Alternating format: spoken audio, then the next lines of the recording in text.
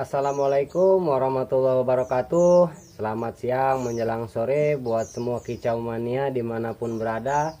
Bertemu lagi bersama saya Andri Suban di Pleman Rumahan seputar rawatan burung pleci dan burung lainnya. Nah, jadi hari ini mumpung lagi santai sama teman-teman semua mau berbagi. Nah, ini bukan pleci kali ini, yaitu burung ciblek. Jadi ada beberapa rekan teman-teman juga terutama di Facebook minta tutorial gimana caranya supaya burung ciblek ngepur itu nggak mati. Nah, karena burung ciblek itu kan salah satu burung yang bisa dibilang buat guru vokal pleci juga bagus, atau guru vokal burung lain, karena tembakannya itu brand. Nah, ini adalah burung bahan dari Om Yokan yang beberapa waktu lalu sempat saya posting di Facebook lah. Bisa saya tampilin lagi screenshotnya, tanggal berapanya saya ngomyok. Nah, ini beli di kios Mbak Dian yang kemarin kita bikin konten bareng. Nah, ini burung masih jinak dia, sepertinya masih giras, cuma karena sering diterapi lapar, ketika kalau kayak gini dia takut. Nah, cuma ketika kita megang cepuk makanan dia anteng. Nah, karena dia sering terapi lapar. Nah, untuk penjinakan, kalau misalnya ada yang mau minta review, minta tutorialnya, nanti kita akan bikinin juga tentang penjinakannya, tutorialnya langsung. Nah, sekarang mau tutorial gimana caranya supaya burung ciblek ini ngepur nggak mati. Nah, cuma sebelum lebih lanjut, kita ngopi dulu biar lebih segar, biar lebih adem. Pleman Rumahan seputar rawatan burung pleci dan burung lainnya, untuk mempermudah para pemula dalam memahami dan merawat pleci. Mari ramaikan Pleman Rumahan agar dunia pleci makin diminati. Jangan lupa like, share, dan subscribe. Kemarin itu ketika diposting itu kan ada 2 ciblek. Nah, ini cuma satu, karena ciblek itu bukan tipe burung koloni tapi tipe burung petarung. Nah, satu lagi saya taruh di atas.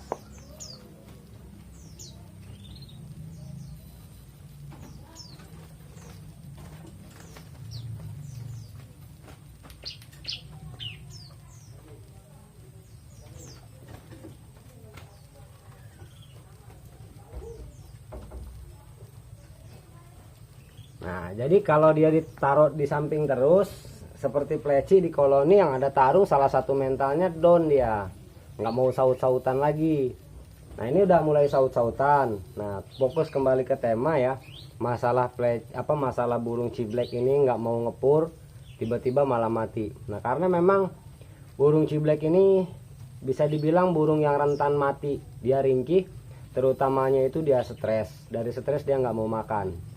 Nah, itu penyebabnya. Nah, sekarang cara mengatasinya, yang pertama hindari stres. Gimana cara hindari stres? Nah, ini ketika saya ngepurin, usahain kandang itu jangan terlalu besar. Nah, usahakan ini segini standar lah. Cuma kalau untuk ngepurin masih kurang enak kalau untuk kandang seperti ini. Nah, ketika awal mula saya ngepurin burung cibleknya pakai ini. Nah, ini burung bahan yang kemarin juga. Nah, ini dextronya udah mulai kita gunain ya, cara penggunaan dextro. Jadi buat cara penggunaan lengkapnya nanti kita akan buatkan lagi ketika lagi santai. Nah, jadi pakai kandang ini, kandang yang agak kekecilan, kemudian dikerodong. Kenapa? Tujuannya supaya dia kandang nggak terlalu lebar, jadi lompat sana lompat sini dia jauh dari makanan, nggak kelihatan makanannya. Nah, kemudian dia nggak mau makan. Nah, usahakan dikerodong. Burung ketika dikerodong itu udah lihat kerodongnya. Ketika kerodongnya dia seperti kelambu tipis, dikerodong rapat nggak masalah. Tapi ketika kerodong tebel seperti kerodongnya saya gunakan, nah ketika yang saya gunain ini kerodongnya tebel, gunain kerodong tebal, cuma dia bahannya adem, nggak terlalu panas, jadi nggak pengap.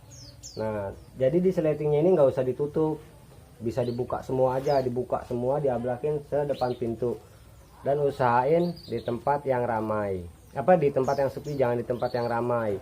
Soalnya kalau di tempat ramai dia terlalu mau keluar, giras. Nah, kalau ditutup rapet dia gelap, kemudian juga pengap. Kadang-kadang dia nggak ngeliat makan, nggak fokus ke makan malah. Tapi ketika kita kasih selah lubang angin buat cahaya, buat yang lihat keluar sedikit, itu nggak masalah. Nah kemudian itu faktor untuk supaya dia burung nggak stres, anteng.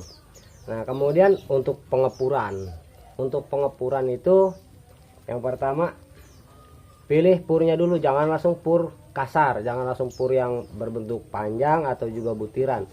Cari pur halus, kalau bisa dengan malau atau juga SKM atau yang lain. Nah cuma kalau untuk saya sendiri rekomendasi pakai pur leopard yang hijau, karena pur leopard yang hijau itu bisa kelihatan ketika dia ngepur atau enggak itu dari kotorannya. Leopard hijau itu kalau udah ngepur kotorannya kelihatan hijau. Nah kemudian supaya dia mau makan, kendala itu kadang nggak mau makan. Dulu saya sering waktu awal-awal itu penasaran sama ciblek itu, mungkin bisa lebih dari 5 saya beli mati terus. Ketika dia mati kondisi makan utuh, makan masih banyak, kroto ada, ulet ada, tapi dia mati dan makanan itu sepertinya nggak disentuh. Nah ketika saya amatin, sebelum kita masukin ke kandang itu, burung itu harus diloloh dulu, kasih tahu makanannya dulu. Nah kalau dia mau kroto kasih kroto, kalau dia mau jangkrik kasih jangkrik, kalau dia mau ulet hongkong kasih ulet hongkong. Cuma kalau saya rekomendasi buat teman-teman semua, saya kasihnya pakai ulet hongkong atau jangkrik, jangan pakai kroto. Pengalaman saya sendiri, ini pengalaman saya, nggak tahu sama atau nggak sama pengalaman kicau mania lainnya. Ketika kita kasih kroto kemudian kita lepas krotonya dengan full, dia otomatis ngembung nggak seger. Nah sekarang kita ambil, nah ketika kita megang cepuk otomatis dia anteng. Nah ini karena burung ini burung biasa di terapi lapar, masih dalam tahap penjinakan, karena masih belum lama ya, baru beberapa hari aja. Nah ini punya pur leopard hijau, tapi udah saya campur sama namanya super pit. Jadi lagi dilatih makan pur kasar, diganti pakai pur super pit perlahan-lahan. Nah rekomendasi kalau mau kroto ya silahkan kroto, kalau mau ulet hongkong atau jangkrik. Cuma kalau saya lebih senang sama ulet hongkong. Ulet hongkong ini selain masalahnya dia buat burungnya doyan makan, juga bisa ada penghangat tubuh. Jadi ketika cuaca dingin pun dia tetap bertahan. Karena salah satu burung ciblek ini burung yang enggak tahan dingin. Nah jadi kita dicampur aja beberapa ulet, mungkin bisa dikasih 10 atau 15 nggak masalah. Usahain dipencet palanya dulu ya sebelum ditumbuk. Nah kalau buat teman-teman sih sering katanya kroto aja kemudian dikasih air sedikit terus diaduk-aduk. Nah pengalaman saya ketika seperti itu, kroto dikasih kroto sama pur dikasih air sedikit kemudian diaduk-aduk, setelah beberapa hari dia bau. Karena memang kalau pur itu kalau udah kena air itu dia udah nggak seger, mengeluarkan aroma yang nggak enak, bisa dibilang basi. Tapi kalau cuma ulet atau jangkrik atau kroto aja nggak masalah. Nah dicampur seperti ini dicampur beberapa aja, mungkin buat teman-teman semua juga bisa disimak. Nah kemudian setelah seperti ini saya lebih senang dengan ditumbuk. Jadi ditumbuk jangan terlalu halus juga, supaya uletnya masih ada potongan-potongan uletnya kelihatan. Nah setelah mungkin kita tumbuk seperti ini, cuma sekedar gepeng-gepeng, nggak jadi halus banget ya, gepeng-gepeng, dia nyampur jadi antara pur sama ulet jadi satu. Nah kemudian usahakan uletnya ada di bagian merata ya, di bagian atas ada, bagian tengah ada, dalam ada. Kemudian kita kasih lagi yang utuh, cuma kita matiin, kita pencet palanya supaya kalau dia nggak dimatiin dia bisa ke dalam.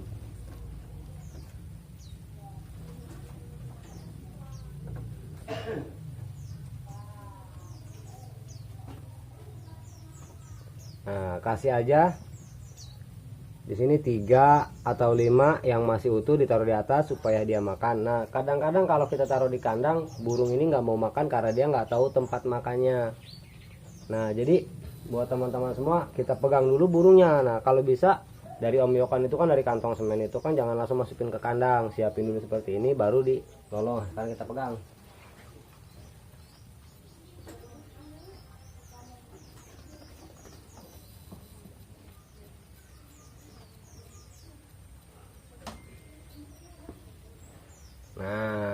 cibleknya. Tuh, ekor pun rapih, rata, udah penjinakan, atas paruh pun mulus, nggak ada cacat. Jadi kalau buat teman-teman yang mau minta cara jinakinya mulus tanpa ada cacat dengan cara gampang, tinggal beberapa hari, bisa di kolom komentar aja.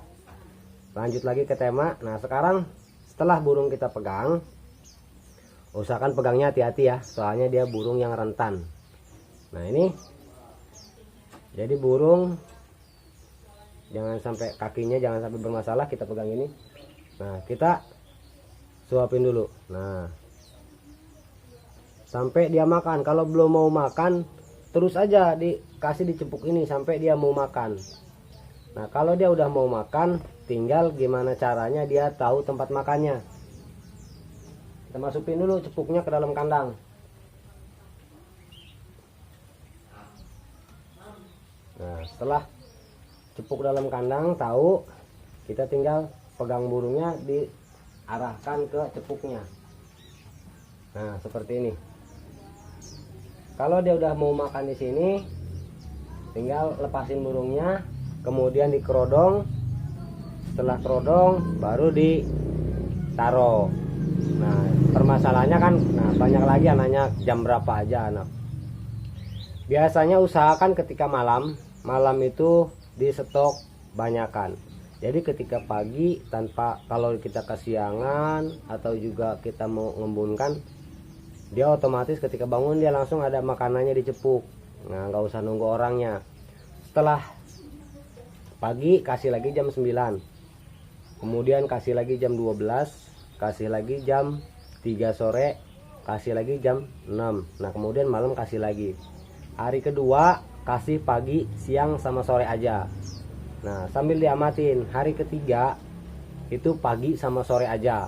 Pengalaman saya biasanya nggak pernah lebih dari 3 hari dia udah ngepur. Nah ketika dia udah ngepur pun jangan langsung kita lepas sekaligus. Tetap walaupun sekarang udah ngepur juga saya masih kasih ulet. Jadi cuma ngasih uletnya nggak seperti ketika dia ngepur. Bisa kita kasih pakai tangan karena masih dalam tahap penjinakan. Kalau masih belum jinak, taruh aja di cepuknya. Nah jadi buat teman-teman itu aja dari saya, mudah-mudahan bermanfaat. Cuma sekedar berbagi, bukan mengajari apalagi menggurui. Nah buat para master, para suhu ya dikoreksi, kalau ada kesalahan disampaikan. Mudah-mudahan bermanfaat, kita semua sehat selalu. Wassalamualaikum warahmatullahi wabarakatuh.